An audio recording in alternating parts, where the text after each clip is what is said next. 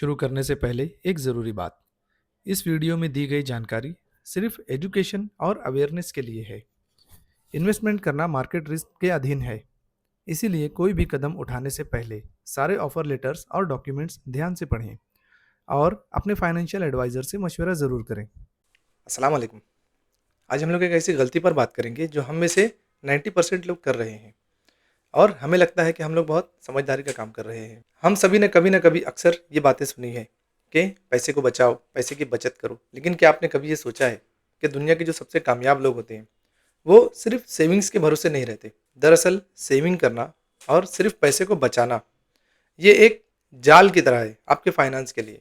मतलब आपको महसूस तो होता है, आप फ़ील करते हो कि आप सेफ चल रहे हो या आप पैसे को बचा रहे हो। लेकिन दरअसल ना ये एक ऐसे पॉइज़न की तरह होता है, एक आपकी फाइनेंशियल कंडीशन के लिए एक स्लो पॉइज़न की तरह है। आज मैं आपको फिगर्स एंड लॉजिक्स के साथ में ये चीज़ समझाने की कोशिश करूँगा कि क्यों आपकी सेविंग्स आपके लिए आपकी सबसे बड़ी दुश्मन बन सकती है। चलो, अब मान लो आपने 2010 में अपने पास 1 लाख रुपए बचा कर रखे थे। तो 2010 में उस 1 लाख रुपए की जो वैल्यू थी वो क्या थी? आप उस 1 लाख रुपए से कुछ गोल्ड यानी सोना आप खरीद सकते थे। और आज वही 1 लाख रुपए निकालिए और देखिए, क्या आप उस 1 लाख रुपए से आज 1 तोला गोल्ड भी खरीद सकते हो? जवाब है नहीं। तो देखो, पैसा वही है, नंबर्स भी वही 1 लाख रुपए हैं, लेकिन हर गुज़रते वक़्त के साथ 2010 से लेकर आज 2025 31 दिसंबर को उसकी जो परचेसिंग पावर है, वो घट गई है। यानी जिसे कुव्वते खरीद कहा जाता है, वो दिन-ब-दिन आपकी जो पैसा है उसकी कुव्वते खरीद दिन-ब-दिन कम होती जा रही है। इसे कहते हैं इन्फ्लेशन यानी महँगाई। तो दोस्तों, जब आप पैसे को सेव करते हो या सिर्फ़ सेविंग पर ही आप फ़ोकस करते हो, तो आप एक समझो एक महँगाई के खिलाफ़ एक ऐसी जंग लड़ रहे हो, जिसे आप कभी जीत नहीं सकते। इस महँगाई की वजह से आपका मेहनत का पैसा अलमारी में पड़े-पड़े हर साल 6 से 7% कम हो रहा है। मतलब अपनी कुव्वते खरीद जो है, परचेसिंग पावर, उसकी वैल्यू खो रहा है। अब देखिए, एक और चीज़ है जिसे लोग अक्सर मिस करते हैं, वो है अपॉर्च्युनिटी कॉस्ट। अब मान लीजिए आपके पास 5 लाख रुपए हैं, आपने 5 लाख रुपए सेव करके रखे हैं। तो अभी समझो 1 साल से आपके पास वो पैसा रखा हुआ है। तो 1 साल से वो 5 लाख रुपए आपके पास तो है, आपको लग रहा है कि वो 5 लाख रुपए आपके पास है, लेकिन उस 1 साल में उन 5 लाख रुपयों ने आपको क्या कमा कर दिया? उन 5 लाख रुपयों से आपको क्या फ़ायदा हुआ? ज़ीरो। अब मान लीजिए अगर वही 5 लाख रुपयों को अगर आपने कहीं पर इन्वेस्ट किया होता, तो वो 5 लाख रुपए आपके लिए दिन-रात जो है वो वर्क कर रहे होते, किसी बिज़नेस को ग्रो कर रहे होते। मान लीजिए 5 से 6 लोगों को उससे रोज़गार मिल रहा होता और वही 5 लाख रुपए दिन-रात आपकी जो वेल्थ है, जो दौलत है, उसे बढ़ा रहे होते।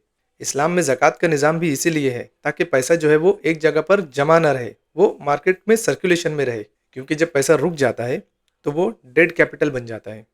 वो पैसा किसी काम का नहीं होता, वो बस एक जगह पर जमा हुआ होता है। तो कामयाब लोग जो होते हैं, वो कभी अपने पास डेड कैपिटल को रहने नहीं देते। वो हमेशा अपने जो पैसे होते हैं, उसको सर्कुलेशन में रखते हैं, मार्केट सर्कुलेशन में रखते हैं, अपने इन्वेस्टमेंट, अपने बिज़नेस और अदर चीज़ों के ज़रिए, ताकि वो पैसा सर्कुलेट करता रहे और वो एक एम्प्लॉयी की तरह उनके लिए काम करता रहे और दिन-रात उनकी जो वेल्थ है, उसको ग्रो करता रहे। और जो सिर्फ़ पैसे को बचाने वाले लोग होते हैं, वो एक समझो एक स्कैरसिटी माइंडसेट के साथ में जीते हैं। मतलब उनका सारा फ़ोकस सिर्फ़ इस चीज़ पर होता है कि मैं अपने खर्चे को कैसे कम करूँ और अपनी जो सेविंग है, मतलब अपने पैसे को कैसे बचाऊँ, सेविंग्स को ग्रो करूँ। लेकिन फाइनेंशियल लॉजिक ये कहता है कि आप अपने खर्चे को सिर्फ़ एक लिमिट तक ही कम कर सकते हो। आप हाथ खींच-खींच कर भी कितना ही अपने खर्चे को कम कर लोगे। उसकी एक लिमिट होती है, उससे ज़्यादा आप कम कर ही नहीं सकते। आपको कपड़े चाहिए, खाना चाहिए, रहने के लिए चाहिए और जो डेली के जो एक्सपेंसेस हैं वो तो चाहिए, तो उसकी लिमिट है। लेकिन आप अपनी आमदनी, मतलब आपकी जो इनकम है, उसकी कोई लिमिट नहीं है। आप उसको कितना भी ग्रो कर सकते हो। मल्टीपल सोर्सेज़ ऑफ इनकम आप जनरेट कर सकते हो। तो देखिए, अगर आपका फ़ोकस सिर्फ़ सेविंग्स पर ही है, तो आप मल्टीपल स्ट्रीम्स ऑफ इनकम कैसे जनरेट करोगे? आपका पूरा फ़ोकस, पूरा ध्यान तो सिर्फ़ इसी चीज़ पर है कि मैं पैसे को बचाऊँ। तो आप पैसे की ग्रोथ की तरफ या अपनी वेल्थ को बढ़ाने के लिए अदर अपॉर्च्युनिटीज़ जो होती हैं, investment opportunities and other opportunities, आप उस पर ध्यान ही नहीं दे पाते। दुनिया के बड़े इन्वेस्टर्स का उसूल है, don't save what is left after spending, spend what is left after investing. मतलब बचत जो है वो सेकेंडरी है, आपका खर्चा भी सेकेंडरी है। जैसे ही आपके पास इनकम आई, आपको सबसे पहले इन्वेस्टमेंट के बारे में सोचना चाहिए कि कैसे मैं उस पैसे को इन्वेस्ट करूँ और इसे ग्रो करूँ। तो अब क्या करें? सिर्फ़ सेविंग कोई सॉल्यूशन नहीं है। हाँ, सेविंग जो है उसकी आदत जो है वो तो सबसे प्राइमरी होनी चाहिए। आप मेरे पिछले वीडियोज़ में जाकर देख सकते हैं, मैं इस पर डिटेल में बात कर चुका हूँ। तो फिर अब अगर आप सिर्फ सेविंग्स के भरोसे नहीं रह सकते तो सॉल्यूशन क्या है? चलिए बात करते हैं अब आगे सॉल्यूशंस के ऊपर। तो देखिए सबसे पहले आता है कैश फ्लो माइंडसेट। अपने पैसे को ऐसी जगह पर इन्वेस्ट करें जहाँ पर कम से कम आपको मंथली जो है वहाँ से एक रेगुलर इनकम आती रहे। आप सिर्फ प्राइस बढ़ने का इंतज़ार ना करें। आप अपने पैसे को इन्वेस्ट करके अपना जो मंथली इनकम है उस सोर्सेस को आप बढ़ाएँ। दूसरे नंबर पर आता है एसेट एलोकेशन। देखिए आपके सारे पैसे को एक जगह रखना भी ठीक नहीं है।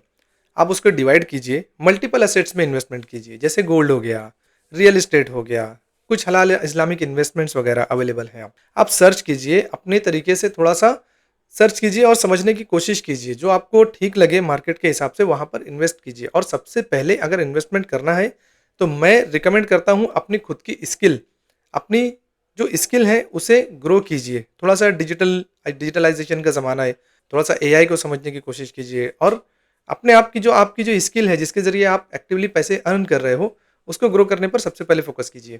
इसके अलावा एक कहते हैं प्रोडक्टिव सर्कुलेशन, मतलब आप किसी छोटे-मोटे कारोबार में भी इन्वेस्टमेंट कर सकते हो। लेकिन हाँ, डिस्क्लेमर मैं वीडियो के स्टार्ट में ही दे चुका हूँ, आप अपनी रिसर्च कीजिए उसके बाद कोई भी कदम उठाइए। ये सिर्फ़ एक फाइनेंशियल एडवाइस है। तो आप अपने आस-पास देखिए, अगर कोई स्मॉल बिज़नेस वगैरह है जहाँ पर आप इन्वेस्टमेंट कर सकते हो, या कोई कंपनी है जो हलाल इस्लामिक इन्वेस्टमेंट या एथिकल इन्वेस्टमेंट का ऑप्शन प्रोवाइड करती है, तो आप वहाँ पर भी इन्वेस्टमेंट कर सकते हो। आप अगर ऐसी किसी कंपनी में इन्वेस्टमेंट करते हो, तो आपकी जो वेल्थ है वो तो ग्रो होती ही है, साथ-साथ जो है वो कम्युनिटी भी मजबूत होती है। और जो छोटे रोज़गार हैं, जो आजकल मंदी की मार झेल रहे हैं, उन्हें भी आप कैपिटल प्रोवाइड करके उन्हें अपने पैरों पर खड़ा होने में हेल्प कर सकते हो। और उसके बाद में आता है बी प्रोएक्टिव, नॉट रिएक्टिव। आपके पास इमरजेंसी फंड 6 महीने का एटलीस्ट होना चाहिए। सबसे पहले आप अपना इमरजेंसी फंड जो है वो उसका इंतज़ाम करो। वो कैसे करना है, क्या करना है, वो मेरी पिछली वीडियो में सारा कुछ मैं बता चुका हूँ, आप जाकर के देख सकते हैं। इसके अलावा जो भी एक्सेस आपके पास जो कैपिटल बचता है, जो पैसे आपके पास बचते हैं, वो आपके लिए ग्रोथ इंजन का काम करना चाहिए। वो एक इंजन बनना चाहिए जो आपको गरीबी से जो है वो अमीरी की तरफ खींचे। देखिए दोस्तों, सिंपल सी बात है। सिर्फ़ अपनी सेविंग्स पर डिपेंड रहना, ये एक समझो एक आप क्रिकेट या कोई ये गेम खेल रहे हो जिससे सिर्फ़ आप डिफेंसिव खेल रहे हो, तो डिफेंसिव मोड में रह करके आप गेम को नहीं जीत सकते। अगर आपको खेल को जीतना है, कामयाब होना है अपनी ज़िंदगी के खेल में, तो आपको ऑफेंसिव होना पड़ेगा, अटैक मोड में आना पड़ेगा। अपनी मेहनत के पैसों को, यानी जो एक्स्ट्रा पैसे आपके पास होते हैं, उसे अलमारी में कैद करके ना रखें। उन्हें आज़ाद करें, उन्हें मार्केट में जाने दें ताकि वो मार्केट में जाएँ और आपके लिए और पैसे और बरकत लेकर आए। देखिए एक बात याद रखिए, असल दौलतमंद वो नहीं होता जिसके बैंक बैलेंस में मल्टीपल ज़ीरोज़ होते हैं।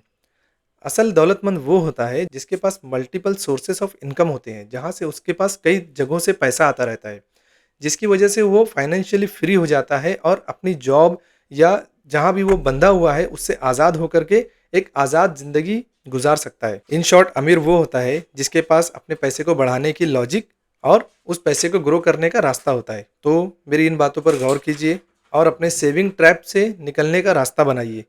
तो आज के लिए इतना ही, दीजिए इजाज़त। मिलते हैं अगले वीडियो में। अस्सलाम वालेकुम।